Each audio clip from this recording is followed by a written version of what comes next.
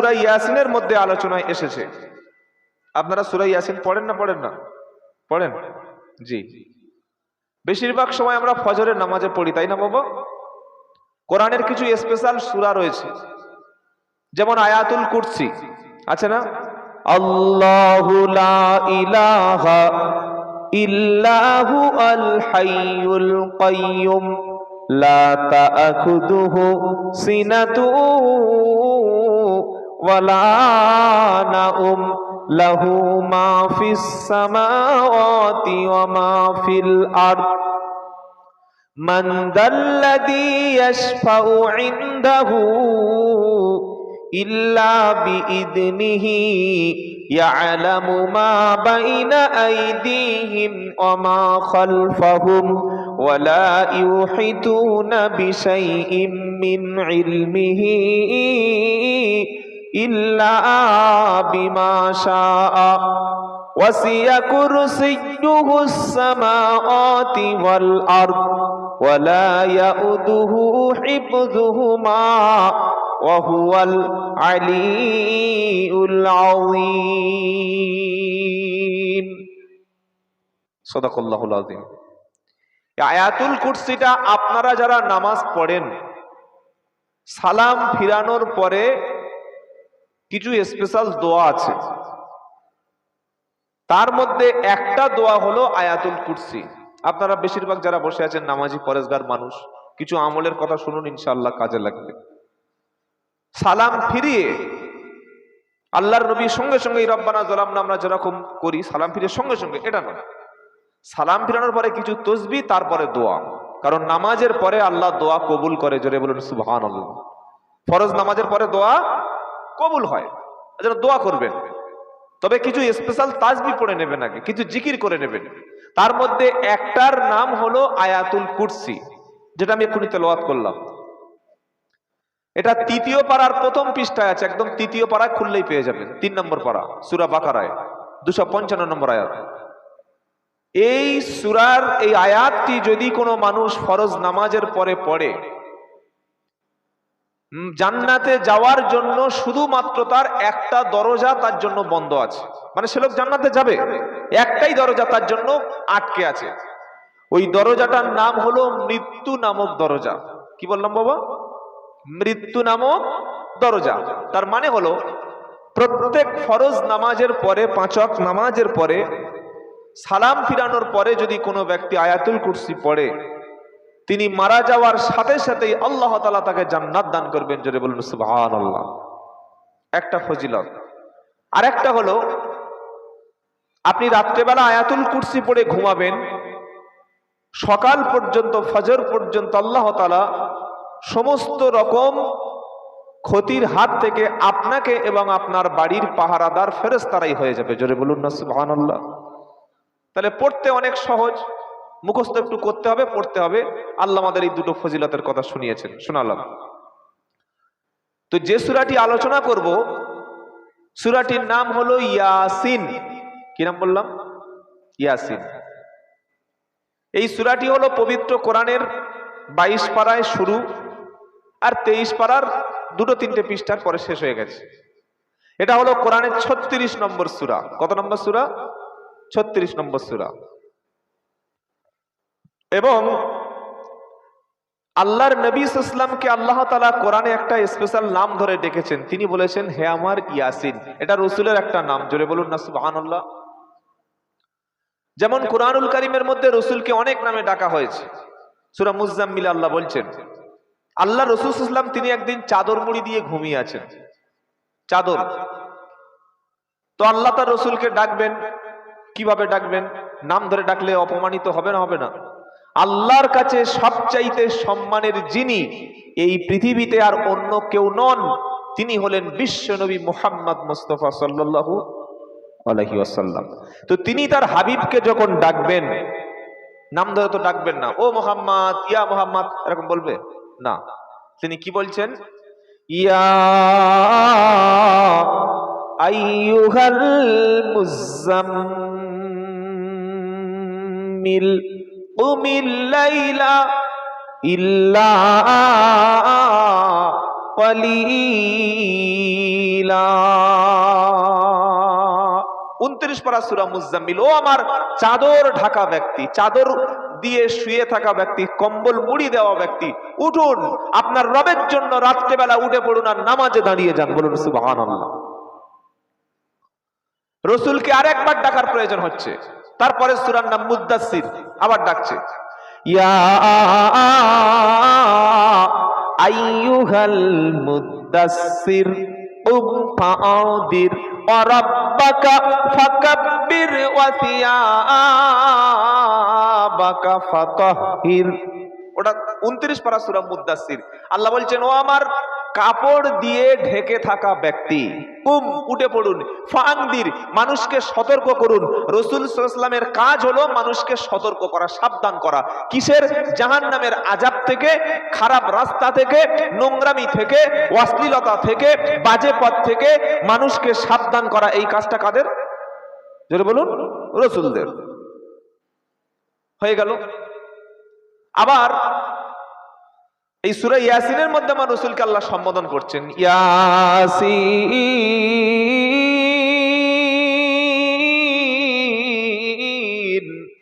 ওয়াল কুরআনিল হাকীম। ও আমার প্রিয় ইয়াসিন, শপথ ওই কুরআনুল হাকীম, বিজ্ঞানময় কোরআনের শপথ। বলুন না সুবহানাল্লাহ। কোরআনের শপথ করছেন আল্লাহ। কি বলছেন? ইন্নাকা লামিনাল মুরসালিন,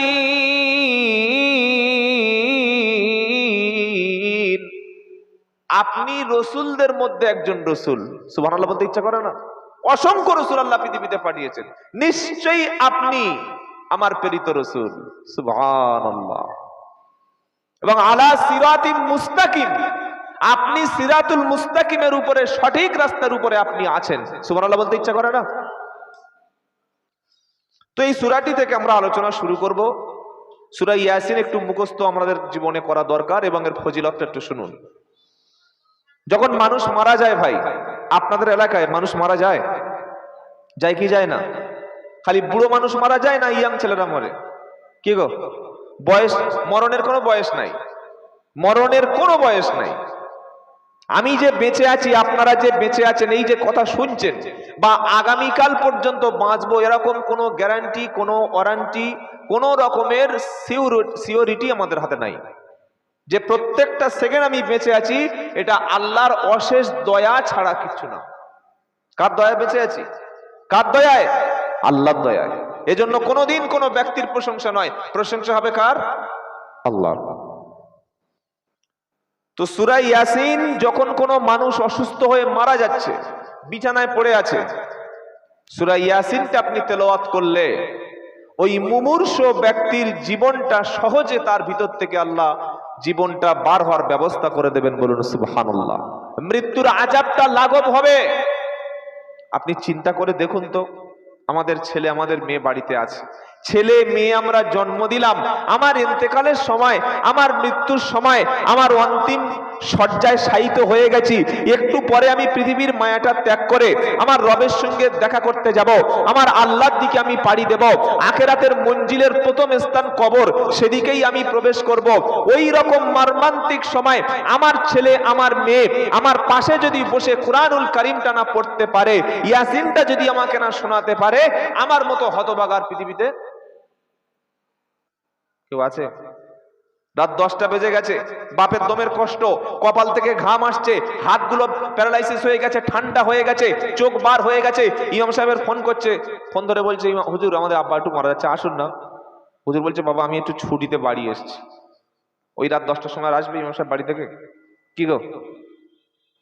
তখন বাপ যন্ত্রণায় ছটফট ছটফট, বাবা একটু পানি দাও না বাবা। ছেলেগুলো চাতক পাখির মতো তাকিয়ে আছে। আর বড় ছেলেটা স্বার্থপর ছিল, ও বাপের জমির দলিলগুলি, জায়গাগুলি, পর্চাগুলি বার করে দেখছে যে বাপ তো মরে যাচ্ছে, জমিটা আমার নামে করতে হবে। আছে এরকম লোক? আছে না নাই? কত বড় নাফরমান ভাবুন। বাপ মারা যাচ্ছে, বসে কোরআন পড়বি, ইয়াসিন পড়বি, এইটা বাদ দিয়ে বাপের জমিগুলো হাতানোর জন্য জমির দলিল আর পর্চাটা নিজে আগে ঠিক করে নিচ্ছে। এই রকম ছেলে জন্ম দিয়ে আমাদের কোনো লাভ নাই। সেজন্য নিয়ত করুন, অন্তত আপনাদের সন্তানদেরকে মাদ্রাসায় আলেম না করতে পারেন, মুফতি না করতে পারেন, মক্তবে এতটুকু শিক্ষা অন্তত দিন, আপনার সন্তান মরণের সময় যেন আপনার কাছে বসে ইয়াসিন শরীফটা পাঠ করে। ইনশাআল্লাহ বলুন, বলুন ইনশাআল্লাহ। তো ইয়াসিনের মধ্যে এমন একজন ব্যক্তির কথা আপনাদের শোনাবো। সেই ব্যক্তিটা ছিলেন একজন কুষ্ঠ রোগী, গরিব মানুষ, কিন্তু ঈমান এবং ইসলামকে এত ভালোবেসে ফেলেছিলেন, আল্লাহকে এত বেশি ভালোবেসে ফেলেছিলেন, নবীদেরকে এত বেশি ভালোবেসেছিলেন, ইসলামের জন্য তিনি হাসতে হাসতে জীবন দিয়েছিলেন। জোরে বলুন সুবহানাল্লাহ। আর এই ব্যক্তির ইন্তেকালের সময় আল্লাহর পক্ষ থেকে তাকে জান্নাতের সুসংবাদও দেওয়া হয়েছিল। জোরে বলবেন না সুবহানাল্লাহ। লোকটা কিন্তু নবী না, লোকটা কিন্তু বড় পীর সাহেব না, মুফতি সাহেব না, বিশাল বড় বুজুর্গ ব্যক্তি নয়, আলেম নন, হাফেজ নন, কারি নন। কি ছিলেন? সাধারণ খেটে খাওয়া মানুষ, কিন্তু তার আমলটা, তার কাজটা আল্লাহর কাছে এত বেশি পছন্দ হয়ে গেছে, আল্লাহ তাআলা সেই ব্যক্তিকে মরণের আগে বলে দিয়েছেন, কিলাদখুলিল জান্নাহ, তুমি জান্নাতে প্রবেশ করো। জোরে বলুন সুবহানাল্লাহ। বাবাজিরা, আল্লাহ ভাইরা, আজকে দুনিয়াতে দেখছেন অনেক মাওলানা, আলেম, পীর সাহেব, মুফতি সাহেব, হাফেজ সাহেব মনে করছেন এই আলেমরা, মুফতিরা, পীর সাহেবরা হয়তো সবাই জান্নাতি। কি আমরা মনে মনে করি না? সাধারণ লোক বলে, হুজুর আমরা তো পাপী লোক, আমরা আপনাদের একটু লেজ ধরে ধরে, একটু চাদর ধরে ধরে, দামাম ধরে ধরে যাব। এটা বলে না, বলেন?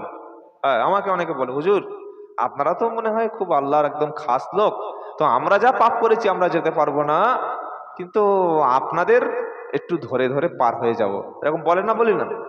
মনে রাখবেন, যে যার হিসাব অনুযায়ী সে যার বদলা দেয়া হবে, কেউ কারোর কোনো উপকারে আসবে না। আল্লাহর সামনে প্রত্যেকের একা একা দাঁড়াতে হবে। অবাক হয়ে যাবেন, হাসরের ময়দানে কেউ নাই। তো আলোচনা শুরু করি সূরা ইয়াসিন থেকে। আমার সঙ্গে সকলে পড়ুন। কি পড়বেন? আউযু বিল্লাহ। কেন? শয়তানের প্রথম কাজ হলো মুসলমানদেরকে কোরআন থেকে দূরে রাখা। শয়তানের দলের কাজ হলো মুসলমানদের কোরআন থেকে দূরে রাখা। শয়তানের প্রধান কাজ হলো মুসলমানদেরকে কোরআন শোনা থেকে দূরে রাখা, কোরআন পড়া থেকে দূরে রাখা, কোরআন দেখা থেকে দূরে রাখা। একটা মানুষ যখন কোরআন শেখে, কোরআন পড়ে, কোরআন শোনে, কোরআন ধরে, কোরআন বোঝে, কোরআন গবেষণা করে, এই সময় সবচাইতে বেশি কষ্ট পায় কে? মাদ্রাসায় ছেলে দিস না, কি হবে আলেম মৌলবি করে, কোনো দাম আছে? বড় মিশনে দিয়ে দে, বড় মিশনে দিয়ে দে। মাদ্রাসায় সন্তান দিতে মুসলমান নিষেধ করে, এটা মুসলমান নাকি আবু জাহেলের আওলাদ, এটা ভেবে দেখার দরকার আছে। ছেলেকে কোরআন শেখাতে ঘৃণা করে। শ্বশুর বলছে ছেলে মেয়ে কোরআন শিখে লাভ আছে, এই যুগে কোরআন শিখে কি করবে? কোনো কাজ আছে? দরকার নেই, ভালো ইংলিশ মিডিয়াম স্কুলে দিয়ে দাও। অথচ কোরআন শিখবে যারা, কোরআন শেখাবে যারা, আল্লাহর নবী বলছেন তারা হচ্ছে এই পৃথিবীতে সবচাইতে উত্তম। জোরে বলুন সুবহানাল্লাহ। যখন কোনো ব্যক্তি কোরআন শেখার জন্য বাড়ি থেকে মাদ্রাসার দিকে, কোরআনের মজলিসের দিকে, জলসার দিকে, তাফসিরুল কোরআন মাহফিলের দিকে বার হয়, তার কদমের নিচে আল্লাহর ফেরেশতারা, রহমতের ফেরেশতারা ডানা বিছিয়ে দেয়। জোরে বলুন সুবহানাল্লাহ। তাহলে আপনি বলতে পারলেন? তো শয়তান চায় না যে আপনারা কোরআন শুনুন। আর এরকম কোরআনের মজলিস দিয়ে, এই মজলিসে যারা আসতে পারলো না, তাদের মতো কপাল ফাটার একটাও নাই। কি গো? হ্যাঁ, প্রচুর লোক দেখেন বাজারে ঘুরছে, প্রচুর মানুষ। ওরা জানেই না যে এই কোরআনের মজলিসের গুরুত্ব কত। ওরা জানে যে আজকের এই মজলিসটা ওদের জীবনের শেষ মজলিস হতে পারে। ওরা জানে না এটা হেদায়েতের মজলিস, এটা গুনাহ মাফের মজলিস, এটা ফেরেশতাদের মজলিস, আল্লাহ ওয়ালাদের মজলিস, কোরআন ওয়ালাদের মজলিস, নবী ওয়ালা মজলিস। আল্লাহর রহমত প্রত্যেকটা মুহূর্তে নাজিল হচ্ছে, সেই মজলিস হচ্ছে এই মজলিস। জোরে বলুন সুবহানাল্লাহ। ওরা জানে? জানে না। কেন? গোবরে একটা পোকা হয়, কালো কালো পোকা, দেখেছেন বাবা? বড় বড় পোকা। আপনার এলাকায় এই পোকাকে কি বলে? হ্যাঁ হ্যাঁ, গুবরে পোকা। আমাদের বারাইপুরে বলে গুবরে পোকা। দেখবেন কালো কালো পোকা, ওকে যদি বিরিয়ানি রান্না করে বিরিয়ানির ওই যে হাঁড়ি বা বিরিয়ানির প্লেটের উপরে তুলে দেন, ও থাকবে? কি গো, সঙ্গে সঙ্গে পালাবে। বিরিয়ানির সেন্টটা ওর কাছে এত বাজে লাগবে, ও দমাট করে ও নেমে নেমে শুয়ে শুয়ে শুয়ে শুকে শুকে কোথায় দেখবে পায়খানা আছে, গু আছে, গোবর আছে, মলমূত্র আছে, কি গো স্টুল পড়ে আছে, সেখানে গিয়ে বসে মনের আনন্দে ছুটছুট ছুটছুট করে খাবে। ওর নাম কি? গোবরের পোকা। আবার একটা পোকা আছে যার নাম কোরআনে আছে, যাকে বলা হয় নাহাল, মানে মৌমাছি। এটা একটা পোকা আছে, এটাও পোকা। ও কিন্তু গোবরে বসে না, পচা খাবারে বসে না, পেশাবখানায় থাকে না, পায়খানায় থাকে না, নোংরা আবর্জনা থাকে না। ও থাকে যত রকম ফুলের সেন্ট আছে, খুশবু আছে সেখানে। আপনি ওকে ধরে গোবরে দেবেন, 1 সেকেন্ড দাঁড়াবে না। পায়খানার মধ্যে রেখে দেবেন, থাকবে না। ও বিরিয়ানির প্লেটে দেবেন, থাকবে না। পৃথিবীর সবচাইতে উত্তম জায়গায় বসবে, সেটা হচ্ছে ফুলের উপরে। ফুলের ঘ্রাণ নেবে, ফুলের সুন্দর মধুগুলো সংগ্রহ করবে। তার নাম হলো মৌমাছি। তার নাম কি? যার রুচি যেমন সে খাবে তেমন। কি গো, যার রুচি যেমন সে খাবে তেমন। তো আমাদের রুচি হলো কোরআন শোনা, কোরআন শেখা এবং কোরআন গ্রহণ করা। ভিতরে বলুন ইনশাআল্লাহ, ঠকবেন না ইনশাআল্লাহ। চলুন পড়ুন আমার সাথে। আউযু বিল্লাহি মিনাশ শাইতানির রাজিম। বিসমিল্লাহির রহমানির রহিম। বিতাড়িত মরদুদ শয়তানের ওয়াসওয়াসা থেকে আল্লাহর কাছে পানাহা চাই। পরম করুণাময় আল্লাহর নামে শুরু করছে, যিনি রহমান, যিনি রহিম। সুবহানাল্লাহ। এই কোরআনটা হচ্ছে রুহের খোরাক। আপনি দুদিন না ভাত খেলে, দুদিন না সবজি খেলে, দুদিন যদি না রুটি খান, দুদিন যদি না বিরিয়ানি খান, খাবার না খান, মরে যাবেন? কি গো, যাবেন না। 1 সপ্তাহ না খেলে মারা যেতে পারে। 3 দিন 4 দিন পানি না খেলে মারা যেতে পারে। এবার বলুন, কোন মানুষ যদি মাসে 1 বার করে খায়, ও কি বাঁচবে? বাঁচবে না। যদি 1 বছরে 1 বার করে পানি খাওয়ার চেষ্টা করে, 5-7 দিন পরে 3 থেকে 4 দিনের বেশি পানি না খেয়ে থাকতে পারবে না, মারা যাবে। এই শরীরটা হলো মাটি থেকে তৈরি। কি থেকে? ওয়ালাকাদ খালাকনাল ইনসানা মিন সুলালাতিন মিন তিন সুম্মা খালাকনান নুতফাতা আলাকা ফাখালাকনাল আলাকাতা মুদগা। এটা সূরা মুমিনুন 18 পারার একদম পৃষ্ঠার শেষের দিকে আছে। আল্লাহ বলছেন মানুষকে তৈরি করেছি মাটি থেকে, আর মানুষের খাবারটাও তৈরি করেছি মাটির মধ্যে থেকে। সুবহানাল্লাহ বলবেন না? আমাদের খাবার তৈরি হয় কোথায়? সব মাটির উপরে। শাক সবজি, ডাল, গম, চাল, ভুসি, আটা, রুটি, ময়দা, গম, তারপরে যত রকমের টমেটো, সবজি, মটর, শুঁটি, বেগুন, সব করে আসমান থেকে না জমিনে? হ্যাঁ, সব জমিনে। মানুষ মাটির তৈরি, আর খাবারটা এসছে মাটি থেকে। কিন্তু আমাদের শরীরের মধ্যে একটা অমূল্য সম্পদ আছে, যার নাম রূহ। যার নাম কি? রুহু। ইয়াসআলুনাকা আনির রূহ কুলির রূহু মিন আমরি রাব্বি ওয়া মা উতিতুম মিনাল ইলমি ইল্লা কালিলা। 15 নম্বর পারা 9 নম্বর পৃষ্ঠা 9 নম্বর লাইন, সূরা বনী ইসরাইল। আল্লাহর নবীকে প্রশ্ন করা হলো, হে আল্লাহর নবী, রূহটা কি? রূহ এটা কি? নবী বললেন, আল্লাহ বলছেন নবী বলুন, কুলির রূহু মিন আমরি রাব্বি। রূহটা হলো তোমার আল্লাহর নির্দেশ। জোরে বলুন সুবহানাল্লাহ। আল্লাহর নির্দেশেই এটা পৃথিবী থেকে আমাদের কাছ থেকে চলে যায়। মানুষ মাটির, খাবারটাও এসছে মাটি থেকে, আর রূহটা কিন্তু মাটি থেকে নয়। রূহটা এসছে আলমে আরোহা, রূহের জগৎ থেকে। আমার কথা বুঝতে পারছেন বাবা? একটা একটা করে বুঝুন ইনশাআল্লাহ। ওই ঝাঁপিয়ে টান দিয়ে বাবারা, ভাই জানেরা, আব্বা জানেরা, নানা জানেরা, ও জানেরা, বিশাল টান দিয়ে 2 ঘন্টা। শীতকালে দেখি বক্তা থেমে গেছে, শ্রোতা খুব শুনেছে, বাড়ি গেছে, বউ বলছে, হ্যাঁ কোথায় ছিলে? হাট হাট, কোথায় ছিল? মানে জলসা শুনছিলাম। কি শুনেছে একটু বলো না। বলতে পারবো না রে, কোনো দাম নাই। যে কটা শুনবেন মুখস্থ করুন, কাজে লাগবে ইনশাআল্লাহ। মানুষ তৈরি মাটির, খাবারটাও মাটি থেকে, রুহটা এসছে আলমে আরোহা থেকে, আর রুহের খাবারটা এসছে উপর থেকে। রুহের খাবার, রুহের খোরাক হলো কোরআন। যেটা বলবেন না সুবহানাল্লাহ। কোরআন শুনলে, কোরআন পড়লে একজন মোমেন তবে বেঁচে থাকবে, মানে রুহুটা টিকে থাকবে, রুহুটা বেঁচে থাকবে। আর কোরআন যখন পড়বে না, কোরআন যখন শুনবে না, কোরআন যখন দেখবে না, কোরআন নিয়ে যখন চিন্তা ফিকির করবে না, তার রুহুটা কি গো বাঁচবে না। এজন্য বহুত মানুষ আছে বেঁচেও মারা যায়, তার কাছে আল্লাহর কালাম শুনতে ভালো লাগে না, ওয়াজ নসিহত ভালো লাগে না, জিকিরের মজলিস ভালো লাগে না, দোয়ার মজলিস ভালো লাগে না, কোরআনের আলোচনা ভালো লাগে না। গান শুনলে দেখবেন তখন কোমর দোলা দেবে, ঠিক আছে, কি আছে না নাই, মানে ওদের রুহ শেষ, রুহে ওদের খাবার না দিয়ে দিয়ে রুহ শেষ হয়ে গেছে। এই জন্য আমরা শরীরকে বাঁচানোর জন্য চেষ্টা করেছি, এই রুহের খাবারটা আমরা দিয়েছি। রুহের খাবার হলো কোরআন। রুহের খাবার দেওয়ার জন্য এই মজলিসে বসেছি, বলুন সুবহানাল্লাহ।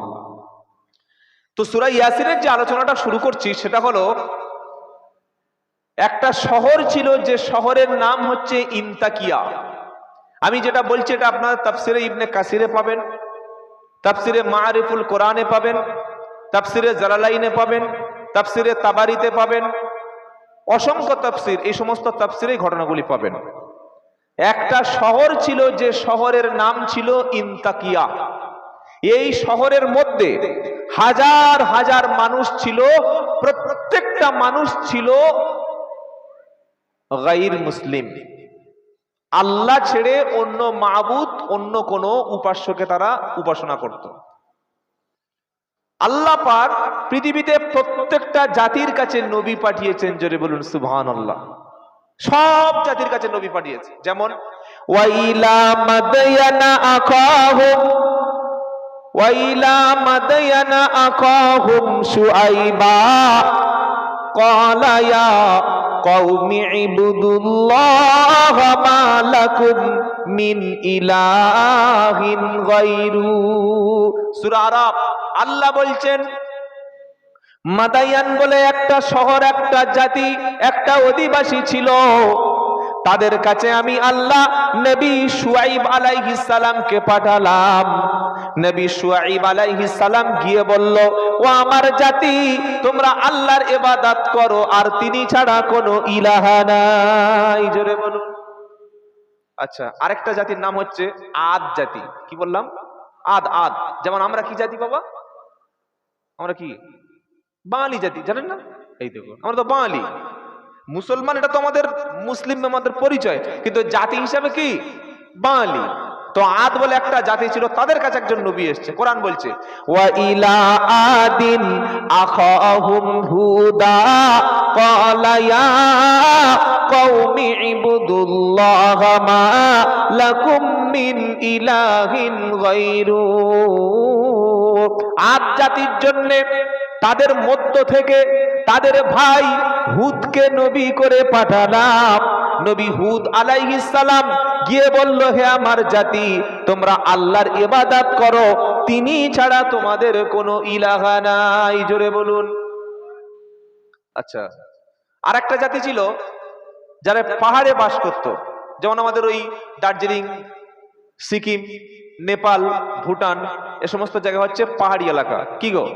তো এই সামুদ বলে একটা জাতি ছিল, তারা পাহাড় কেটে কেটে কেটে কেটে পাহাড়ের তলায় বাস করত। তাদের কাছে আল্লাহ একটা নবী পাঠালেন। ওই নবীটার নাম হচ্ছে হযরতে সালেহ আলাইহিস সালাম। সালেহ কি নাম বললাম?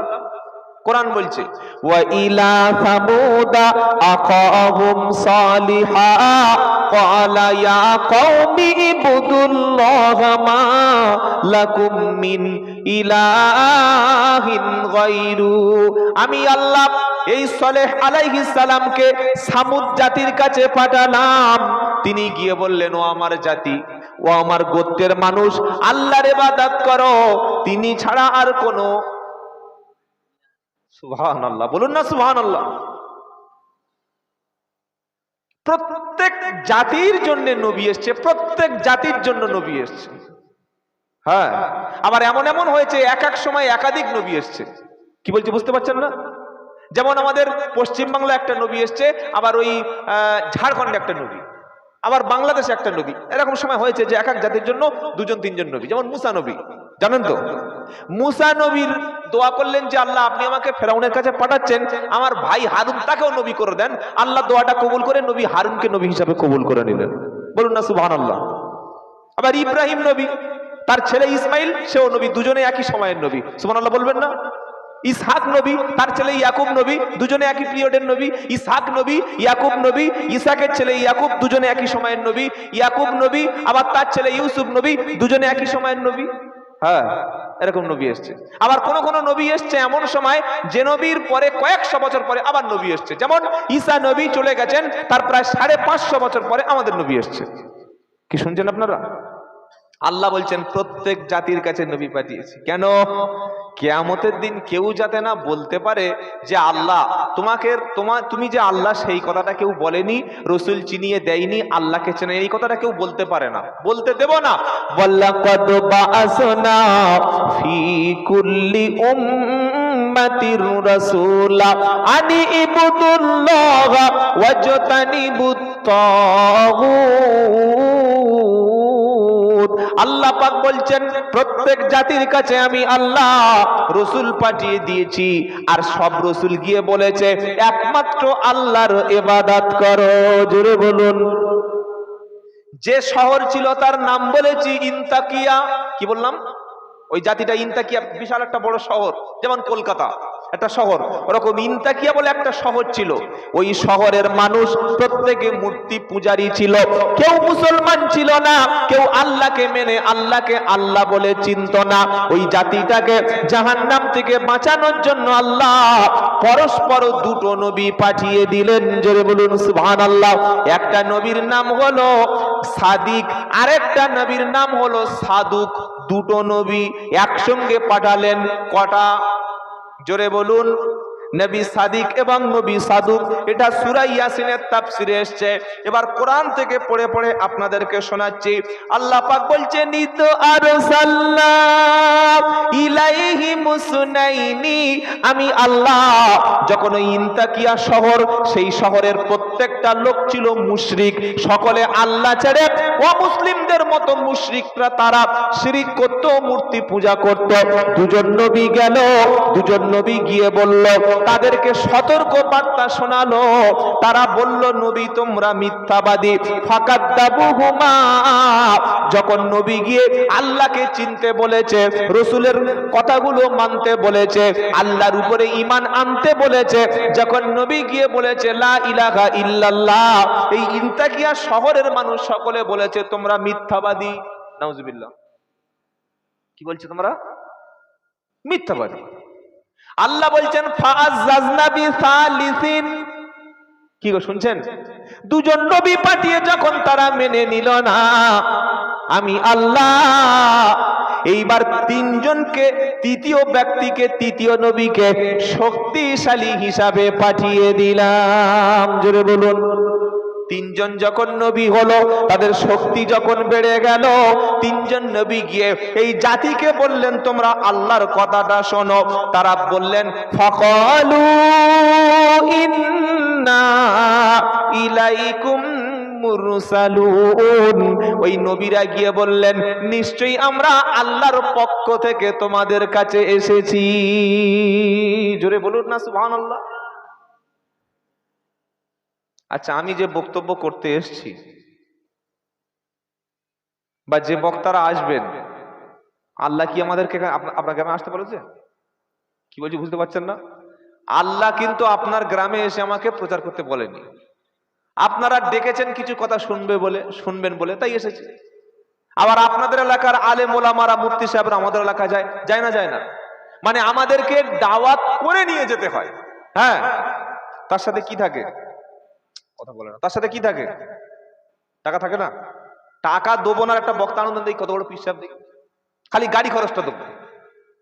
যাওয়া আসা 3000 টাকা গাড়ি খরচ, 150 কিলোমিটার রাস্তা, গাড়ি খরচটা দেবো আর বিরিয়ানি খাইয়ে দেবো। বক্তা পাওয়া যাবে?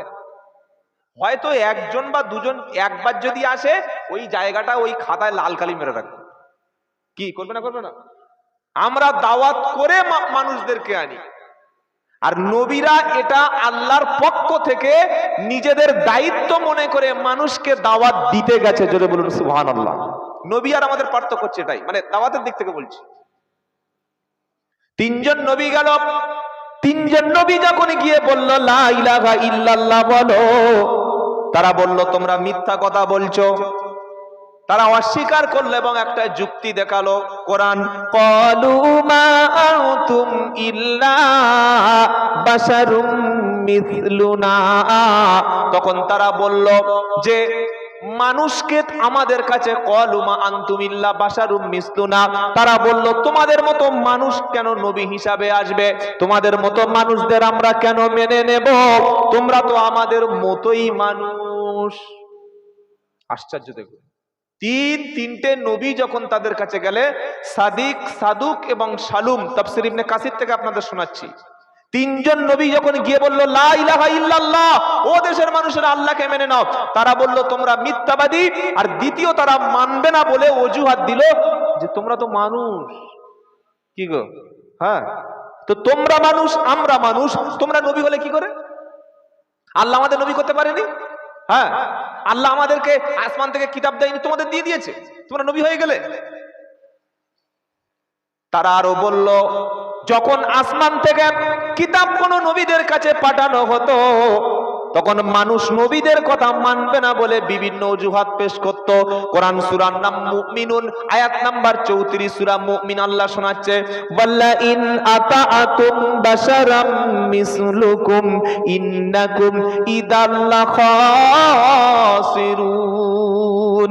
আল্লাহ পাক বলেন প্রত্যেকটা নবী এবং রাসূলদের সময়ে যখন নবী রাসূলরা মানুষদেরকে আল্লাহর পথে ডাকতো, ইসলামের দিকে ডাকতো, আল্লাহর দিকে ডাকতো, তখন এই নবীর শত্রুরা গিয়ে বলতো তোমরা যদি মানুষের মতো, একজন দেখতে মানুষের মতো তার চেহারা, মানুষ নবীকে যদি মেনে নাও অবশ্যই তোমরা ক্ষতিগ্রস্ত হয়ে যাবে।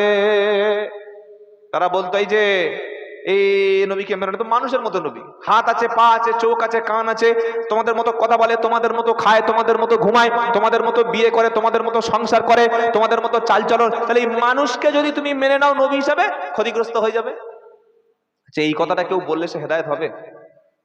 কোন শ্রোতা যদি বলে ভাই তোমার নাম আব্দুল্লাহ জুবায়ের, আমিও তোমার মতো একটা মানুষ, আমার হাত পা আছে, আমি তোমার কথা কেন শুনে নেবো? এটা বললে কোনো মানুষ দিন শিখতে পারবে, ইসলাম শিখতে পারবে? আল্লাহ স্পেশাল কিছু কোয়ালিটি কিছু মানুষদের মধ্যে দেন, জোরে বলুন সুবহানাল্লাহ। আল্লাহর পক্ষ থেকে যখন হেদায়েত এসেছে, আরেকটা কথা তারা বলে ইসলাম কবুল করতে পারে নাই, সেই কথাটা কি? ওয়ামা মানাআন নাসা আইয়ুমিনু ইদ জাআহুমুল হুদা ইল্লা আন ক্বালু আবআসাল্লাহু বাশারার রাসূলা। আল্লাহর পক্ষ থেকে যখন হেদায়েতের কোনো কথা এসেছে তখন এই সমস্ত মানুষগুলো বলেছে যে হেদায়েত এই কারণে হয় নাই যে নবীরা হচ্ছে আমাদের মতোই তো মানুষ, মানুষের মতো দেখতে, আল্লাহ কেন তাদেরকে নবী করে পাঠাবে? এই কথা যখন বলেছে, এই কথাটা বলার কারণে তারা মুসলমান হতে পারে নাই। আমাদের নবীকেও বলেছে কি জানেন? আল্লাহর নবী যখন কলেমার প্রচার করছিল, লা ইলাহা ইল্লাল্লাহ বলছিল, এক আল্লাহকে মেনে নিতে বলছিল, তখন নবী শুধু ওই মসজিদে প্রচার করতেন না, তিনি হাটে বাজারে বিভিন্ন জায়গায় মানুষ যেখানে ভিড় সেখানে গিয়ে কলেমা শোনাতেন। তখন কাফেররা কি বলছে? ওয়াকালু মালি হাদার রাসূল ইয়াকুলুত তাআমা ওয়া ইয়ামশি ফিল আসওয়াক। 18 নম্বর পারা, 14 নম্বর, 19 নম্বর পৃষ্ঠা, ঠিক শেষের থেকে 4-5টা লাইন উপরে 7 নম্বর আয়াত, সূরার নাম ফুরকান। আল্লাহ পাক শোনাচ্ছে ওয়াকালু মালি হাদার রাসূল। মক্কার কাফেররা বলতো, আবু জাহাল, আবু লাহাব, উতবা, সাইবা বলতো, আরে কি ধরনের মুহাম্মদ, এ কি ধরনের রাসূল, ইয়াকুলুত তাআমা ওয়া ইয়ামশি ফিল আসওয়াক। আমরা যেমন খাবার খাই মুহাম্মদ সাল্লাল্লাহু আলাইহি ওয়াসাল্লাম তেমন খাবার খায়, আমরা যেমন বাজার করি মুহাম্মদ সাল্লাল্লাহু আলাইহি ওয়াসাল্লাম তিনি বাজার অস্বীকার করে, তাহলে আমার আর রসুলের মধ্যে পার্থক্য কোথায়? আল্লাহ পাক বলল, আমি ফেরেশতাদের নবী করে পাঠাই নাই, আমি মানুষ নবী করে পাঠিয়েছি। মানুষের মধ্যে থেকে শ্রেষ্ঠ মানুষকে, মহা মানুষকে নবী করে পাঠিয়েছি। মানুষ না হলে মানুষের সমস্যা কেউ বুঝবে না। বুঝবে? স্বামী স্ত্রী ঝামেলা হয়েছে, এর সমস্যা কোরআনে আছে না নাই? কি গো? হ্যাঁ, তো মানুষ যদি না হয় মানুষের বিচারটা করবে কিভাবে? মানুষের যাবতীয় সমস্যা নবীরাই করে গেছেন, কোরআন দিয়ে, ইসলাম দিয়ে, আসমানি কিতাব দিয়ে। এজন্য মানুষকেই, মহা মানুষকে আল্লাহ নবী করে পাঠিয়েছে। তো সেই জাতির মানুষ, সেই ইনতাকিয়া জাতির মানুষ, তারা বলল যে আল্লাহ তোমাদের মতো মানুষকেই নবী করে পাঠিয়েছে, তোমাদের মতো মানুষরাই রসুল, তোমাদের কেন মেনে নেব? তারা কি বলল? ওয়ামা আনজালার রহমানু মিন শাইইন। আর তারা বলছে যে এই যে আল্লাহ আল্লাহ করছো, জাহান্নাম জান্নাত বলছো, আখিরাতের কথা বলছো, এগুলো মিথ্যা কথা, এগুলো কিচ্ছু আল্লাহ নাজিল করেনি। আচ্ছা, কি আশ্চর্য কথা বলুন তো, সামনাসামনি বলছে। ধরুন আমি বক্তব্য করছি, আপনারা শুনলেন, বাড়ি গিয়ে বললেন তাহলে তো আমাদেরকে কোরআন শিখতে হবে, 5 ওয়াক্ত নামাজ পড়তে হবে, কি গো? হ্যাঁ, সত্য কথা বলতে হবে, বাপ মার খেদমত করতে হবে। কেউ যদি সামনাসামনি বলে আরে ভাই মিথ্যা কথা, তুই বন্ধ কর, রাখ, এটা কি ঠিক হলো? আর বলছেন না কেন? আল্লাহর নবী, ওই যে 3 জন নবী গেছে ইনতাকিয়া কওমের কাছে, জাতির কাছে, সেই শহরে সামনাসামনি বলছে তোমরা মিথ্যা কথা বলছো। চিন্তা করো, গজব আসবে না? আসবে না? গজব আসবে না? আসবে না? নবীদের সামনাসামনি বলছে তোমরা মিথ্যা কথা বলছো। আর মানুষ যেদিন জাহান্নামে যাবে সেদিন এই কথাটা বলবে। কোন কথা? ইদা উলকু ফিহা সামিউ লাহা শাহীকাও ওয়া হিয়া তাফুর তাকাদু তামাইয়াজু মিনাল গায়ীদ। সূরার নাম উল, 29 পারার প্রথম পৃষ্ঠা, ঠিক মিডল পয়েন্টের 3টে লাইন নিচে, যখন কাফেরদেরকে, অবিশ্বাসীদেরকে, অস্বীকারীদেরকে, ইসলামকে মিথ্যাবাদী প্রমাণ করার জন্য উঠে পড়ে লেগেছিল, আল্লাহ এবং রসুলকে কথা শুনে যারা বিশ্বাস করে নাই, এই লোকদেরকে যখন জাহান্নামে ছুঁড়ে ছুঁড়ে ফেলে দেওয়া হবে, তখন তারা কি বলবে? কোরআন শোনাচ্ছে, ইদা উলকু ফিহা সামিউ লাহা শাহীকা ওয়া হিয়া তাফুর। যখন জাহান্নামীদেরকে জাহান্নামে নিক্ষেপ করা হবে, জাহান্নামের প্রচন্ড আওয়াজ ও গর্জন শুনতে পাবে। তাকাদু তামাইয়াজু মিনাল গায়ীজ, জাহান্নাম যেন ফেটে পড়তে চাইবে, রাগে গোসায় জাহান্নাম কেঁপে যাবে। আল্লাহ পাক শোনাচ্ছে, কুল্লামা উলকিয়া ফিহা ফাউজুন সাআলাহুম খাযানাতুহা আলাম ইয়াতিকুম নাদির। একদল লোককে, একদল অস্বীকারী ব্যক্তিকে জাহান্নামে যখন নিক্ষেপ করা হবে, তখন তাদেরকে বলা হবে, আলাম ইয়াতিকুম নাদির, তোমাদের কাছে আল্লাহর পক্ষ থেকে কোনো সাবধানকারী কেউ আসেনি। কি এখন বলতে পারবেন যে আমাদের জান্নাত জাহান্নাম, হালাল হারাম জায়েজ আমরা জানি না? মসজিদে ইমাম আছে, মাদ্রাসায় হুজুররা আছে, জলসা হচ্ছে, মিলাদ হচ্ছে, অসংখ্য ওলামারা বুঝিয়ে দিয়ে গেছে। এমনকি আমাদের ফোনের মধ্যে কয়েক লক্ষ টাকার বক্তা ভরা আছে, আছে না নাই? এখন জলসায় লোক আর হয়? কেন হয় না? আরে ফোনের মধ্যে বসে বসে শুনে নেব, আমি কেন জলসায় বসে থাকবো? ফোনের মধ্যে ওয়াজ শুনে কোনোদিন হেদায়েত হয়? কি গো? ফোনের মাধ্যমে বক্তব্য শুনে কোনোদিন ইলম অর্জন করা যায় না। হয়তো একটু টাইম পাস হবে, শুনতে ভালো লাগবে, কিন্তু ইলম অর্জন করার জন্য, কোরআন হাদিস জানার জন্য হাক্কানি ওলামাদের সামনে গিয়ে ছাত্রের মতো বসতে হবে, কি বলছে ওটাকে হৃদয়ের মধ্যে গ্রহণ করতে হবে, তবে হেদায়েত হবে। বলুন সুবহানাল্লাহ। একটা ফোনে যত রকমের বক্তা, সে সারা পৃথিবীর সব বক্তা ফোনের মধ্যেই ধরা আছে। যখন যা খুশি তার বক্তব্য শুনবো, খেতে খেতে শুনছে, ঘুমাতে ঘুমাতে শুনছে, বাথরুমে গিয়ে শুনছে, গান শুনছে, এদিকে খাচ্ছে আর এদিকে বক্তব্য শুনছে, বিড়ি খাচ্ছে আর বক্তব্য শুনছে। ফেরেশতারা মনে করছে নেকি লিখবো না গোনা লিখবো, বুঝতে পারছে না যে কি লিখবো। গান, এদিকে বিড়ি খাচ্ছে আর এদিকে, হ্যাঁ আছে না নাই, ওদিকে পায়খানা গিয়ে কাজ করছে, এদিকে বক্তব্য শুনছে। কোথায় নামিয়ে দিয়েছে চিন্তা করে। তো আল্লাহ জিজ্ঞাসা করবে আলাম ইয়াতিকুম নাদির, তোমাদের কাছে কোনো সতর্ককারী কি এসেছিল বলো, কেন জাহান্নামে এলে বলো? তখন জাহান্নামীরা বলবে ফাকাদ ক্বালু বালা কদ জাআনা নাদির, হ্যাঁ অবশ্যই আমাদের কাছে সাবধান করার জন্য আলেম ওলামারা এসেছিল, হাফেজ আলেম মুফতি মাদ্রাসা মসজিদ থেকে বারবার আমাদেরকে ডেকেছিল। কি গো ডাকা হয় না হয় না? মসজিদের দিকে ডাকা হয় না হয় না? হাইয়া আলাস সালাহ, হাইয়া আলাস সালাহ,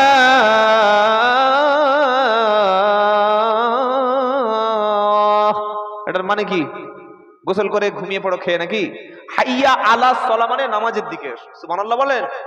মসজিদের দিকে এসো, এটা তো বলছে, ডাকছে, জলসায় ডাকছে, মাইক দিয়েছে, প্যান্ডেল করেছে, হ্যান্ডবিল করেছে, ইস্তাহার করেছে, এর পরে যদি মানুষ না শোনে তো আল্লাহকে বলতে পারবে না। জাহান্নামীরা কি বলবে? ক্বালু বালা কদ জাআনা নাদির, জাহান্নামীরা বলবে হ্যাঁ অবশ্যই আলেমরা ওলামারা নবীরা নবীদের ওয়ারিসরা কলেমা ওয়ালারা দিনদারেরা পাড়ায় পাড়ায় এসে মসজিদে মসজিদে বসে জলসায় জলসায় বসে মাদ্রাসায় কোরআন হাদিস খুলে তাফসিরুল কোরআন মাহফিলের মধ্যে দ্বীন ইসলামের কথাগুলো বলেছে, কলেমার দাওয়াত দিয়েছে, কোরআন থেকে হাদিস থেকে দলিল দিয়ে জলসায় ওলামারা কথা বলেছে। জোরে বলুন সুবহানাল্লাহ। এবার তারা কি বলবে?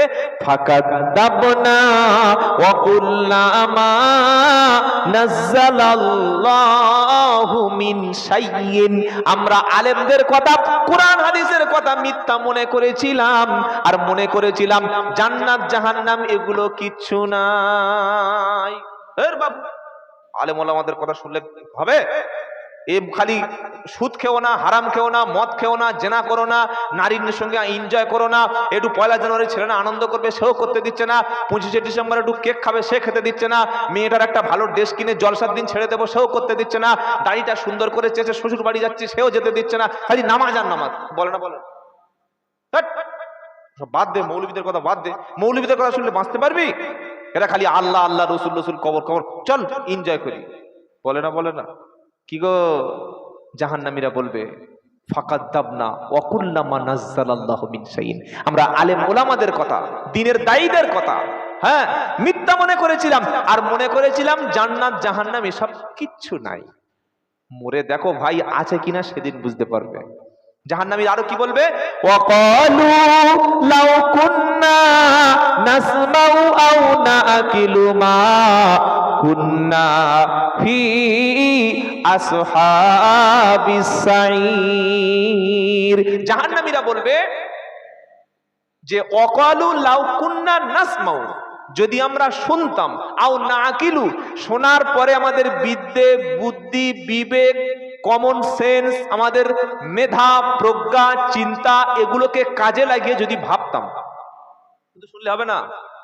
জলসা শুনে যাওয়ার সময় চলে যাচ্ছে ওতে কাজ হবে না, শুনতে হবে এবং ভাবতে হবে সত্যি কি আল্লাহ আছে, সত্যি কি তিনি শাস্তি দেবেন, আমার আব্বা কবরে চলে গেছে তার কবরে কি হচ্ছে, আমি যদি খারাপ কাজ করে যাই আল্লাহ আমাকে কিভাবে শাস্তি দেবেন, আল্লাহ আমাকে ধরবেন, তার হাত থেকে পালিয়ে যেতে পারবো না, কেউ বাদ যায় নাই, সবাইকে পৃথিবী ছেড়ে চলে যেতে হবে, পৃথিবীর সম্পদ কোনোদিন কাজে লাগবে না, পৃথিবীর কোনো খ্যাতি কোনো যশ কোনো এমপি কোনো এমএলএ কোনো মন্ত্রিত্ব কোনো প্রভাব প্রতিপত্তি কিয়ামতে কাজে আসবে না। ঈমান না নিয়ে যদি আমি একবার ধরা পড়ে যাই আমাকে জাহান্নাম থেকে বাঁচানোর মতো কোনো রাস্তা পাওয়া যাবে না। এটা শুনে ভাবতে হবে কি হবে না? আরে বলছেন না কেন? ভাবতে হবে, শুনতে হবে, ভাবতে হবে। যদি ভাবতাম তাহলে জাহান্নামীদের সাথী হতাম না। তো এই কথা আল্লাহ সূরা ইয়াসিনে বলছে, কি বলছে? ওয়ামা আনজালার রহমানু মিন শাইইন, ওই জাতির লোকগুলি 3 জন নবীকে মিথ্যাবাদী বলল, তারা বলল যে আল্লাহ পাক সবকিছু নাজিল করেনি। এবার ওই নবীরা কি বলছে? ক্বালু ইন্না রাব্বুনা ইয়ালামু, ক্বালু রাব্বুনা ইয়ালামু ইন্না ইলাইকুম লামুরসালুন। 3 জন নবী বলল আমরা যে রাসূল এটা আমাদের রব জানে। জোরে বলুন সুবহানাল্লাহ। তোমরা মানো না মানো সেটা আমাদের যায় আসে না, কিন্তু আমরা যে রাসূল এটা তোমরা অবিশ্বাস করতে পারো, কিন্তু আমাদের আল্লাহ জানে আমরা রাসূল। বলুন সুবহানাল্লাহ। নবীরা দেখলেন এ হতবাগা হবে না। কি গো, এই ধরুন আজকের জলসাটা আমি 1-2 ঘন্টা বলবো, তারপরে আরেকজন 3-4 ঘন্টা 6 ঘন্টা আলোচনা হবে, কিন্তু